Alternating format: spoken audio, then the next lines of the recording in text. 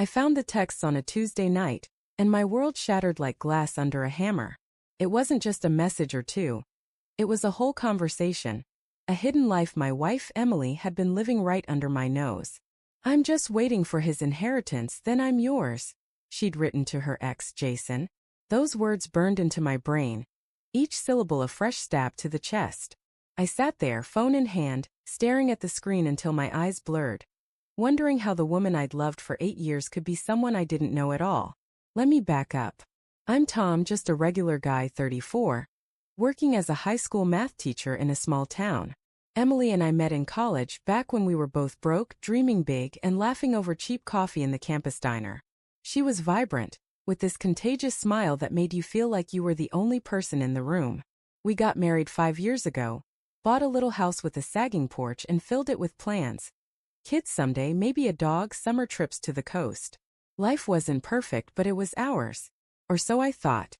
The first hint something was off came about 6 months ago.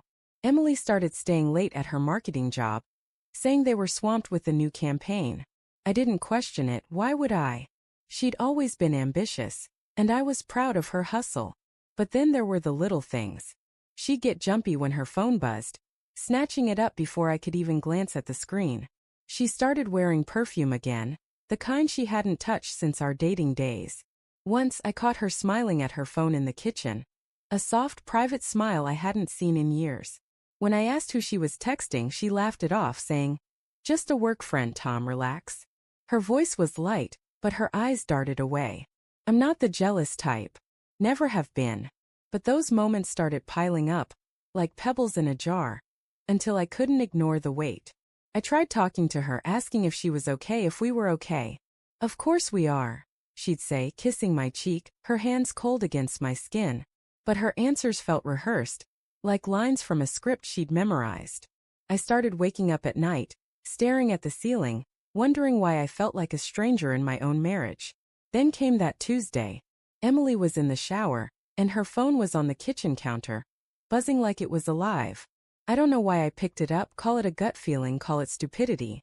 Her lock screen was a photo of us from our honeymoon, smiling on a beach, and for a second I hesitated.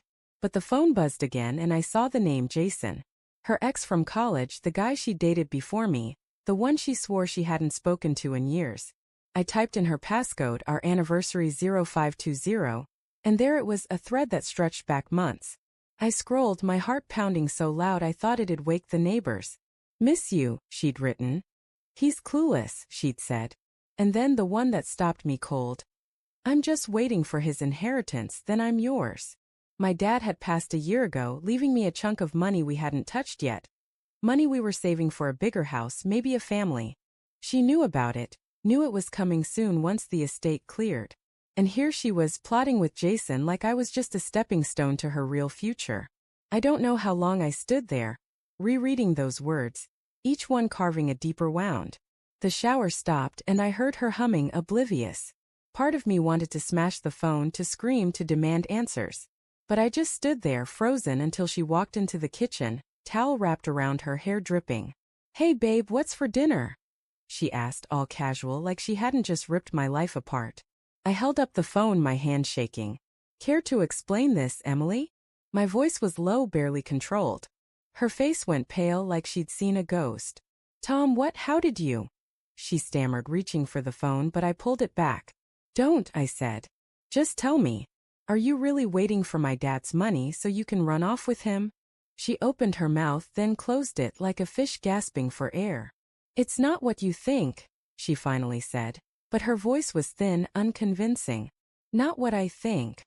I laughed, a bitter sound that didn't feel like mine. "You told him you're biding your time with me. You told him you miss him. What part of that isn't what I think?" She sank into a chair, covering her face with her hands. "I was just venting," she said. "Jason and we've been talking, yeah, but it's not serious. I was upset, Tom. Things haven't been great with us, you know that." Her words felt like a slap. Things hadn't been great? Sure, we'd had our fights, our quiet nights, but I thought that was just life. I thought we were in it together. "Venting," I said, my voice rising. "You call planning to leave me for my money venting?" She started crying then, big, messy sobs, but they didn't move me. I felt empty, like someone had scooped out everything inside me. I loved you, I said, and my voice broke. I gave you everything I had. She reached for my hand, but I stepped back. Tom, please, she whispered. I didn't mean it. I swear. But I was done listening. I grabbed my keys and walked out, the door slamming behind me. I drove for hours, no destination, just me and the ache in my chest, replaying every moment of our life together, wondering which parts were real. It's been 3 months now. I moved out, got a small apartment near the school.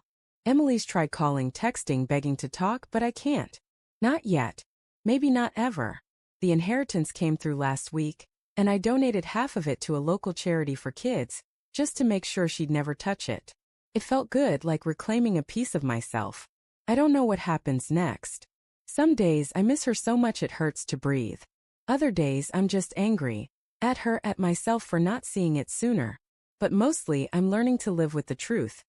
The woman I loved was a story I told myself, and the real ending is still unwritten. I'm trying to find peace in that, one day at a time.